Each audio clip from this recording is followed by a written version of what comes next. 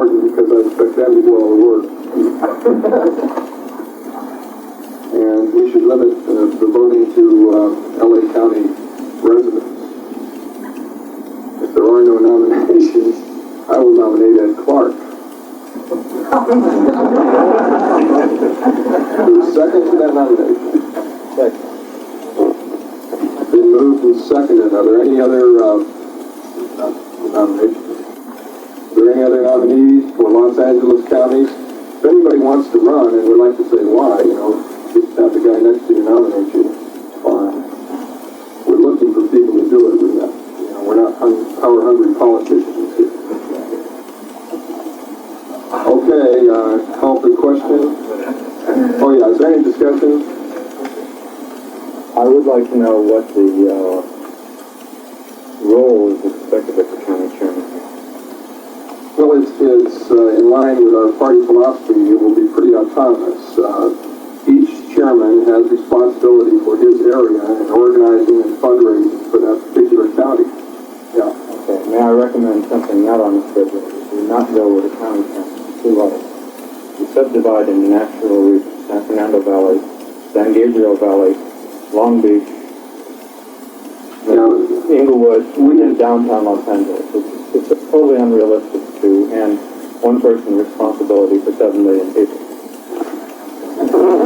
I think that's an excellent suggestion, and if it should happen that I was elected, I would ask all those people from Los Angeles County to meet me up here at the end of the meeting and to talk with them about where they're from and what they're willing to commit for time, and if there are people who are willing to undertake the responsibility and the work of organizing in those or other areas, why we would do that right away.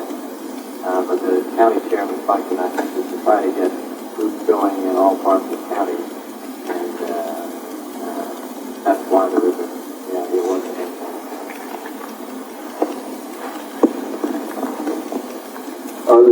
Is there any other discussion on this? I heard the question called. Is all those in favor of Ed Clark for Los Angeles County Chairman? Raise your hand. Anyone opposed? Kathy DeGraw is opposed.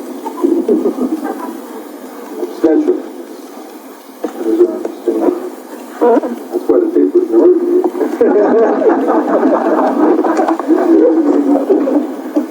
Okay,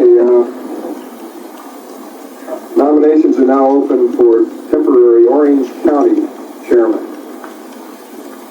Now this is one that hasn't been smoke-filled room, so we will accept volunteers too. Is there anyone here from Orange County? Congratulations.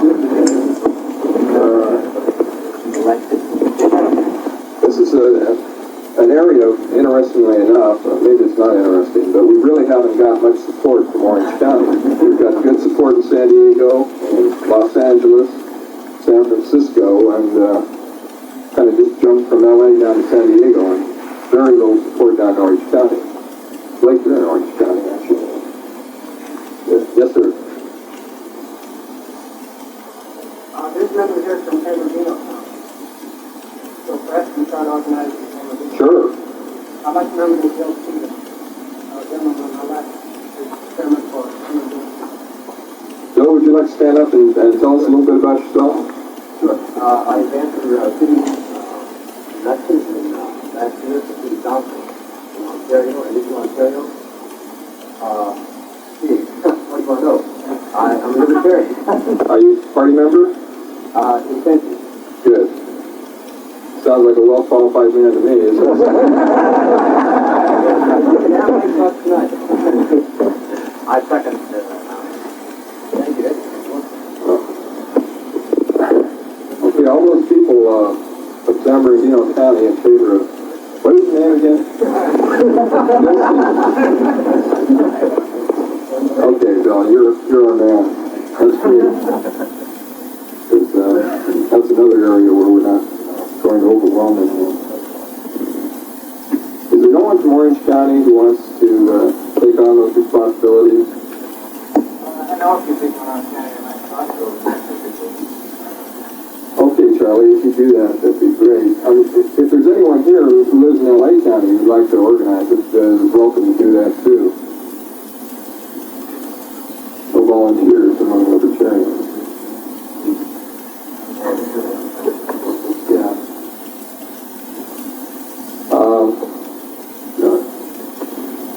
Is there anyone here from San Diego? I volunteer. Okay.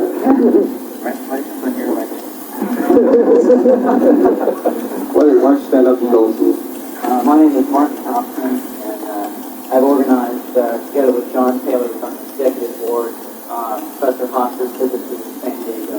We've got a banquet dinner, a radio appearance on radio station KFCO, and a press conference to be in San Diego State Hall. So now we've got, was it the only guy here?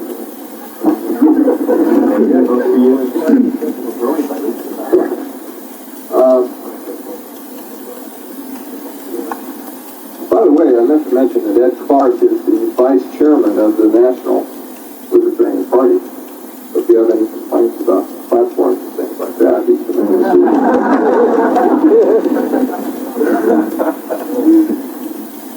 Okay, Kathy back there is going to send around 2 pieces of paper, and one at the top will say Hospers, and the other will say Klausner. And if you have any interest in working on those campaigns, sign up for either or both.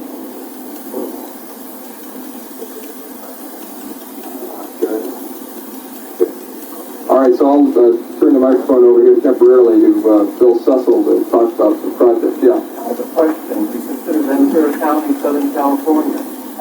Boy, we're in California. Yeah. Well, my name is Bruce Scholar. I live across the street here. I'm a stockbroker, pay my life for religion. I successfully resisted the draft in 1960 when it wasn't the fashion to do it. And I would like to be a chairman of Ventura County. I sense a grassroots support for you. Fine, that's great. Okay, we're getting much more organized than I had hoped. Any other counties that are represented here? Okay, Bill.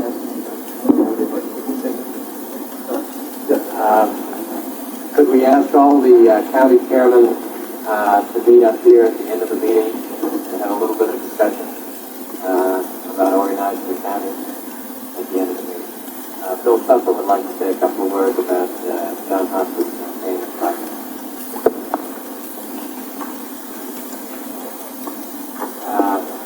Just while I have a minute here, the Libertarian Party now has an office and a telephone number. And if you want to get in touch with the party or anybody, let me give you that telephone number. Is it on the letter?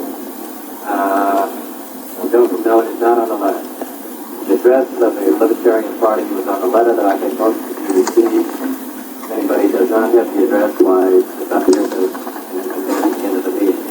But the Libertarian Party telephone is here in Los Angeles, and the number is 482-3052. 482-3052. What area code? And that's area code 216 Los Angeles. And the party's address is California Libertarian Party, Post Office Box 71383. Post Office Box 71383, Los Angeles 90071. It's all on the letter. Right, so maybe some people who don't have the letter. That's the address. Bill Sussel would like to say a couple of words about projects for John Hospers.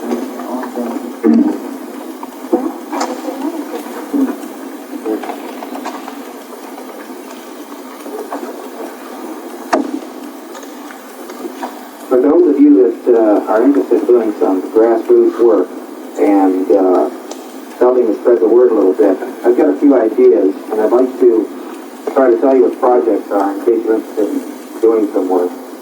But let me give you a little background to lead into, show you exactly what can be done by those working actively, even in a very, very small way. When I first came back from Denver, about the end of June, I found out that there were very few people around that had any political know-how, that could help in any way and had the organizational ability, least of all myself, but I was the only guy willing to take it at the time I was out of work. So I got off the unemployment rolls and went to work and appointed myself temporary state chairman and Professor Hospers campaign manager. And my idea was basically to expand the libertarian market. The election in itself does not mean that much per se. For those of you that individually cannot find it within yourselves to vote for Nixon or McGovern, Hospers is an alternative. My personal choice is looking at what's happening recently. I could not support either one of the two candidates. I don't agree with those of you that are students of objectivism with Ayn Rand stating that the issues between the two are obvious. It is not obvious by any stretch of the imagination. It may be obvious to no one else. I think the Danger Decoy article that came out of Denver is excellent. It points out the issues right there. If you'll notice, the second increase in Social Security has been passed this year by Congress. You'll notice that some of the ideas of McGovern are entering into congressmen's heads that are now presenting them openly, advocating McGovern's ideas right in congressional session now. This is how ideas can influence people. And of course, our ideas are going out now. Anyway, my idea was to try to go for publicity as much as possible, as fast as possible, to do it in taste, to make sure that within my knowledge and capabilities, we get on the right type of program. So we went. Mailed out press packages to everybody, got out press releases day after day, sometimes up till 1 o'clock in the morning, licking stamps and pasting it on envelopes, and getting the mailings out, getting on radio and television programs where Professor Hospers couldn't make it. I tried to get on, and I got on a few radio and TV shows. We built up a heck of a big response from that. And I think the biggest reward it's going to reap is to enlarge the libertarian market so that libertarian writers will be more widely read, so that their books will sell better. So that when somebody has heard the name libertarian and they get a book in about it, they'll say something may gel in the back of their head. And in that respect, it's going very well. So I look for after the election a time when more and more people will be reading more and more libertarian literature. The time is going to come pretty soon when we're all going to have to stand up and declare where we stand, because many leading libertarians have already told us we're facing either an economic crisis, a political crisis, a philosophical crisis, and it's all coming our way. And pretty soon it's going to come to a head. And let's hope we don't lapse into a type of society where freedom is restricted to a fantastic degree. Anyway, some of the projects that can be done, and I'd like to give you an idea of how this works. A girl recently had taken some literature to a friend of hers. And this friend attended, I think, a teachers association meeting or some type of educational association meeting. And they were kind of down on Nixon and McGovern. And somebody said, well, who else should we vote for? And the woman stood up and said, well, here's the Libertarian Party. Handed them a blue flyer. Now, it's not the blue flyer back there. It was an earlier one that we had out. And some of you may have seen it. And they read it over, read the statement of principles. And the people got all excited, and they asked them to read it again, and they did. They wanted a speaker from the group, and they want more literature from it. So ideas spread by individuals talking to their friends, to other people, by handing out pieces of literature. And Professor Hospers had mentioned that he had received quite a bit of mail. Now, when I was working full-time, I was able to handle this on my own. I had standard packages I'd make up for 4 sheets of paper, slap an 8-cent stamp on it, mail it out, address it, mail it, put them on a mailing list. But I'm no longer able to do this. And because of the mail that's coming into Professor Hospers, and some of it's starting to come into our P.O. box, our new P.O. box, we need people to answer these letters. If we can get up several people to answer personal letters, or write personal answers to people, even if it's only hand scribbled, it has a tremendous effect. In other words, they know that somebody cares about them. Somebody's willing to talk to them. Somebody's willing to listen to their ideas. Sometimes we get 8-page letters discussing ideas. Well, obviously, I can't answer them. Professor Hospers can't answer them. What we'd like to do, one specific project, is to be able to take the mail that we have coming in and to call up someone and say, here's an address, please send them a package of mail. And you have a few sheets of paper that are standard, you hand address the envelope, and mail it out to the person. there would be some request for specialized information. Those of you that think you know the libertarian philosophy, that would like to speak on your own, that would like to give an answer, hand draft a letter up to them or get it typed up. We'd like to set up a few people to do something like this. So we'd like to have a system whereby people could answer the mail that comes in and talk to people. And this is how it's going to spread. A man may come in, or a man may write in, get some literature, and go visit his dentist and tell him about it. Then you have a man of need that is now drawn into the libertarian spectrum. And this is how it happens. People talk to their lawyers, they talk to their doctors, they talk to their stockbrokers. And word gets around eventually. And it builds up, and it keeps building up this way. We have a student for a doctorate in philosophy that's teaching policemen. He's a libertarian, and he registers about 3 a week. That these young cadets will go out and register libertarian. I don't know what benefit it is, but they listen, and they're willing to hear new ideas. So the answering of the mail is vitally important. We would like to also make up press packages. More and more people are calling in now. Professor Hospers has told you Newsweek has been calling in. I remember when I sat up at the temporary office we had, newsmen were calling up all the time. We'd like to be able to call up someone and say, this newsman called in, please mail him off a package immediately. Of course, the party would provide the material and finance the mailing of it. The package goes in, I think, a 10 by 14 envelope. It has a couple of pictures in it, some bio information, and we'd like to be able to get that off as rapidly as possible. So if we can just give a call to someone and say, mail this package out to so-and-so, it would do a tremendous amount of good, really would. And this essentially is what has to be done over the next few weeks. We'd like to get some people set up on it. We need someone to go out and get this stuff printed up and replenish the supply. Yeah, prepare pre-prepared mailers. If you don't create them as the letters come in, you sit down and you answer your backlog and then you make out 500 more. Because for the next couple of weeks as they come in, all you do is turn around and copy down the person's address on the outside of an envelope, which is already stuck. Return mail. Very good. Yeah. Once again, we need people to do this. This seems to be our only hang-up right now.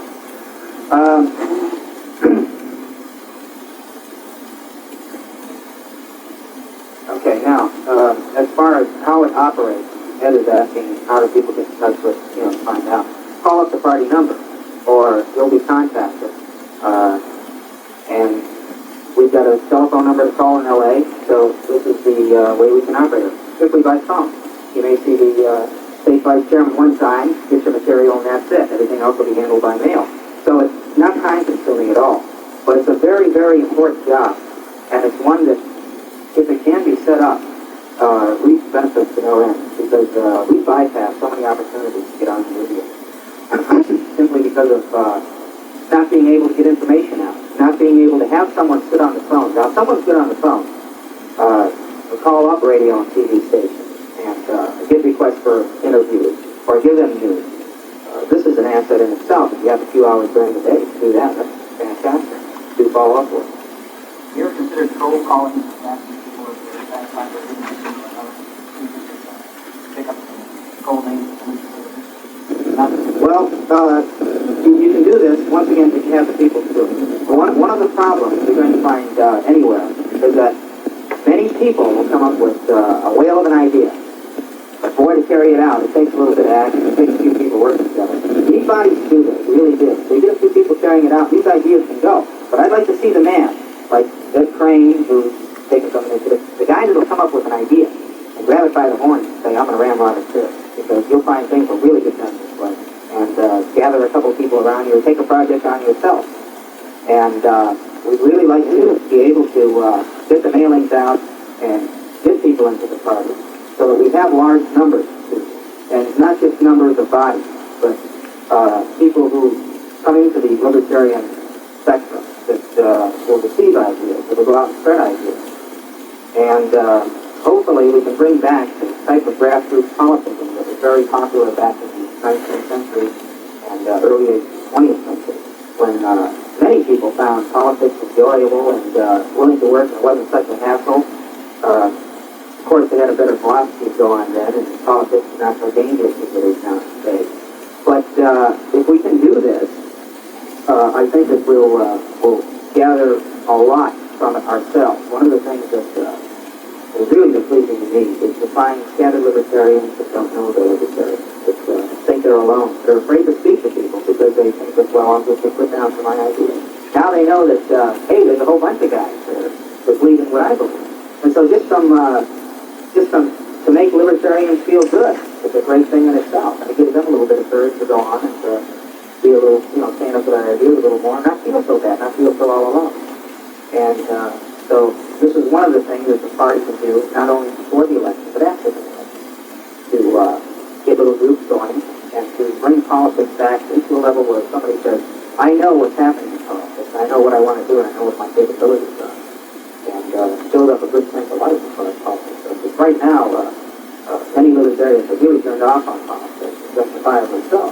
But I think that if we draw our own guidelines, and if we set the criteria, and we operate according to ideas rather than superficiality, that we can change politics around to a great degree. I found out one thing. Libertarianism is a society within a society. That many libertarians are turned off to outside periodicals or books, not consciously, but subconsciously. It's just trash, and you don't like to read it anymore. You don't like to see it anymore. And as a result, they're reading stuff that only appeals to them because of their changed sense of life or the ideas that they hold. And they're able to not really be bothered by the outside stuff that much, other than feeling bad for the world because of the case. But I mean, as far as their own personal sense goes, it's something that I think is really going to come about. It's really going to blossom out next year. Anyway, these are the projects that I have specifically in mind as far as Professor Hospers' campaign goes. I know there's a few of you that are thinking about campus speeches. We're setting something up in San Diego for the weekend of the 20th. And we've mostly got his program set as far as speeches go. There may be one or two more if we can fit it in. But he's pretty hassled. He's the head of a department or a school of philosophy at USC. So he's got administrative duties plus his teaching duties. And it's extremely difficult for the man to carry out all these, to get everything done. And he's doing a tremendous job at it. He's the type of man that likes to speak in depth, as mentioned that, and do a complete turnaround, giving politics and face to some of the people we've been faced with, such as in Oklahoma when someone in the university audience said to him, you want to go back to the sweatshops with the time when everybody was a slave. So it took me about 20 minutes to answer that. But he did a fine job of it, and he's got a coach that can bring us some friends, get people to listen to our ideas, and instead of accepting the premises which we don't care to give them. So we've got these two projects, answering the mail, getting out press packages, and also a little phone work. And maybe helping out with getting it printed up. And as far as the individual work goes, it's a matter of each man handing out flyers or pamphlets or what have you, because this is where it's really going to come from in the end. If you just do that, nothing else becomes tremendous money. And like I say, I hope we can get some help on this, because it's really good for everyone.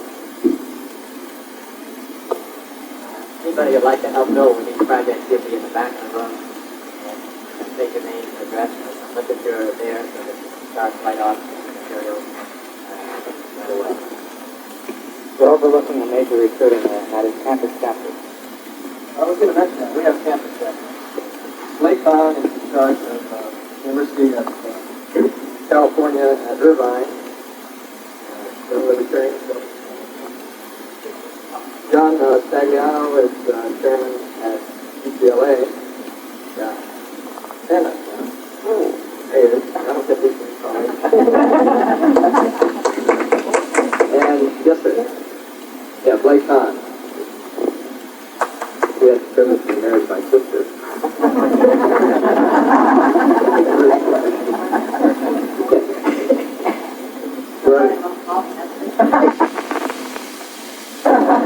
Well, not that. And then a fellow by the name of Bob Gonzalez, who's not here tonight, is in charge of Los Angeles City College. And the college campus is, of course, a great area for us to spread the word. Speaking of spreading the word, we do need money desperately. Anybody's got loose change is rattling, leave it on the table, take care of it. Or if you know anybody of me, ironically or not ironically, the Libertarian Party consists almost exclusively of paupers. got a $100 contribution from a gentleman a while ago, and that's doubled our coffee. See here? Mr. Turner? There he is. Stand up for it. There you are.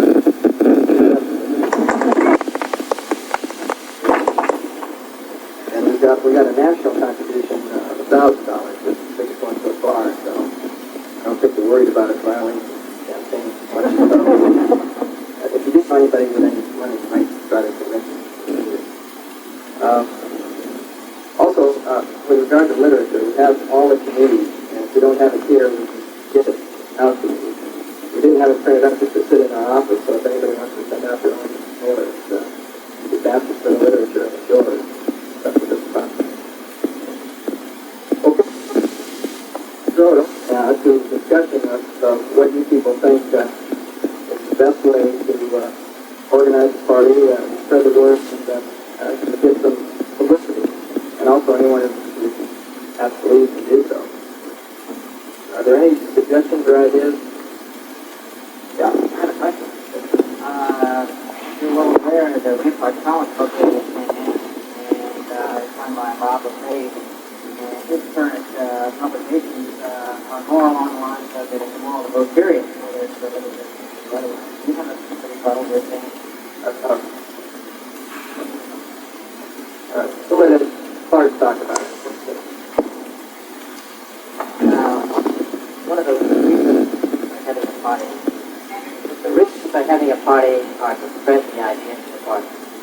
And many people here have probably been active to probably in the state rights for no water, that kind of thing, or Stevenson, go back that far for projects. And they have found that their efforts in the existing party have been negated as far as libertarian principles are concerned. Because if you try to support conservative Republicans, they may talk like they're there, but they don't really mean it. And when they come to civil rights, non-prevention and foreign policy, they're very weak. And when you try to support the liberal Democrats, they may be good on some of these civil rights issues, therefore higher and higher taxes, more and more welfare, and more control of nationalism. So that's the reason for the founding of the Libertarian Party. And the reason they have a party as opposed to Bob LePage's position is that this is a way to spread the word. This is an educational means to get people to understand some of your ideas. With political means, you can't spread the whole philosophy to them, but you can get to people and give them some idea of it. And we have so many sharp, clear, strong issues that we can attract people into the movement by the political process and help the movement grow in that way. Dr. Hospers said that on his tour, which was a 10-day tour, which cost us $1,500, he got to an audience of several million people. In the state of Washington, we're going to have our state principals sent to a million voters in the state, whereas the some of Texas, the state of principles that is more libertarian philosophy, disseminated in a clearly legible, understandable way to more people. And I think within the libertarian movement of Rampart College, at least in the effectiveness and any other libertarian publications and folks to spread. And the idea of the party and other parties is to spread the word to get people to understand their ideas. And it's no way contradictory to the educational process from Rampart College. And he says that it's the moral to vote. And our position, or at least my position, is that at least as long as you're always voting for less government, which is the Libertarian Party position, there's no area where we want more government, in every area we want less government. You're not trying to look people by acting in the Libertarian Party, you're trying to look power that people now have to realize. Add to that. So much further, I am a political activist, and I think we must be prepared to move to govern. In other words, it's no good. You've got to train yourself to step in and say, all right, we'll do according to the code of ethics week, and set up the facts to the social. Now, this is what the libertarians have done in the past. It's always their fault. You the question, got nothing.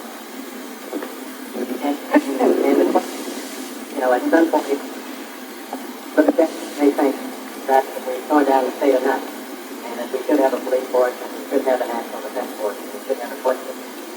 At that point, I think the majority of libertarians would say, is ethical and moral to carry out those laws. For those libertarians who are on the active side who think that natural law, private association, solves all government, and we've got to that point where we've put down 70 or 80% of the state, or even those people who try to take over this party or start another party in which they want to further reduce the state beyond that point. And I think it's perfectly, in my opinion, it's perfectly ethical and moral to participate in political process as long as it's whatnot to reduce the power of the government and control people's lives. And at a point where it's ethical to have a government line, then there is a very basic difference. But our first government, our second job is to roll it back. And we roll it back far enough to satisfy some people while they are discussing whether it's ethical or not to roll it back further.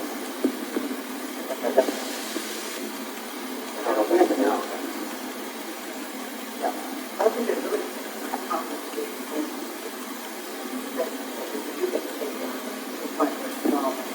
Yeah, it's from the ground and quite we won't look in the seven and that's aspect. Although I think that's I'd like to comment if I may, over here. That if we the Red Sox County does a very good job, then I think that we will be interested in rolling back the state. And therefore, the ethical and moral position is to believe that much of present-day law is the moral outcome. The right position, in my opinion, is to push the vote, one of those votes,